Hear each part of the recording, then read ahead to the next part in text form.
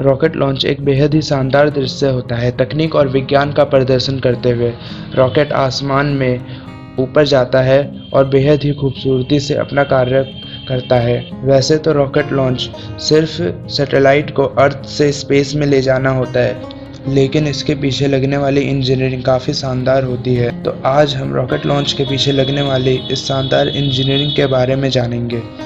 वैसे तो सभी स्पेस ऑर्गेनाइजेशन अलग अलग तरीके से रॉकेट को लॉन्च करती हैं, लेकिन सेफ और इजी तरीके के लिए सभी कुछ कॉमन सिस्टम्स को ही फॉलो करती हैं। सबसे पहले यह देखा जाता है कि कितना भारी पेलोड स्पेस में ले जाया जाएगा और स्पेस में उसे कहाँ तक ले जाना है। क्या उसे ऑर्बिट तक ही ले जाना है या उसे डीप स्पेस का सफ़र करना है।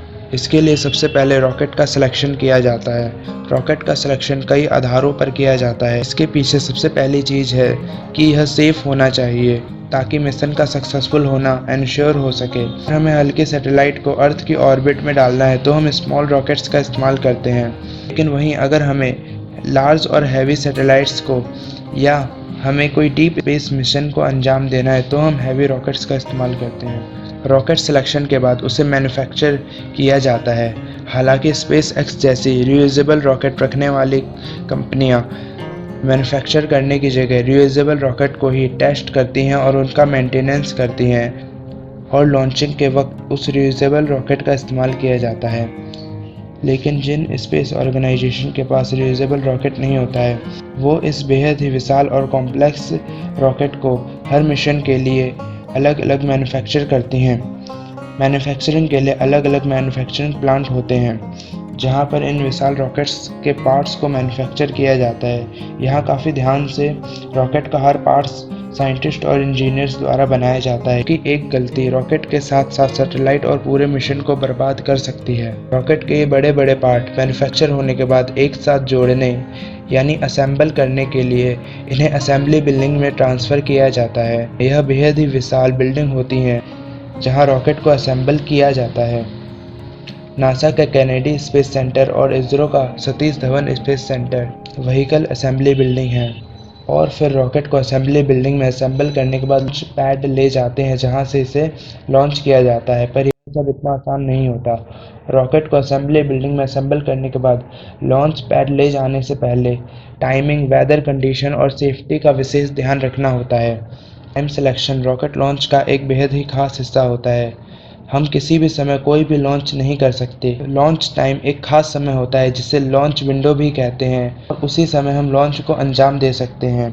यह लॉन्च विंडो हर मिशन के लिए अलग अलग होती है। उदाहरण के लिए मान लीजिए अगर हमें धरती से मार्स पर कोई मिशन करना है, तो अगर हम रॉकेट को उस समय लॉन्च करें जब धरती और मार्स की दूरी बेहद ही कम हो, तो रॉकेट कम फ्यूल खर्च करते हुए कम समय में मार्स तक पहुंच जाएगा।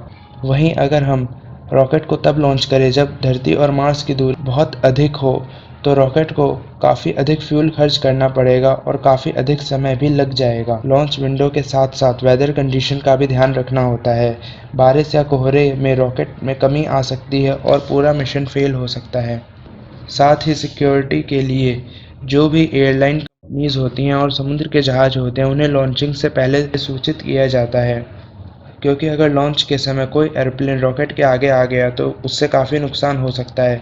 साथ ही अगर रॉकेट फेल होता है और वह क्रैश करता है, तो क्रैश के समय समुद्र में गिरते हुए वह समुद्र में चलते हुए जहाज को भी नुकसान पहुंचा सकता है। इसीलिए लॉन्चिंग से पहले इन सबको सूचित कर दिया जाता है, और इन सब के बाद फाइनली रॉकेट को असेंबली बिल्डिंग से लॉन्च पैड लाया जाता है। लॉन्च पैड एक ऐसी खास जगह होती है जहां से रॉकेट को फाइनली लॉन्च करते हैं।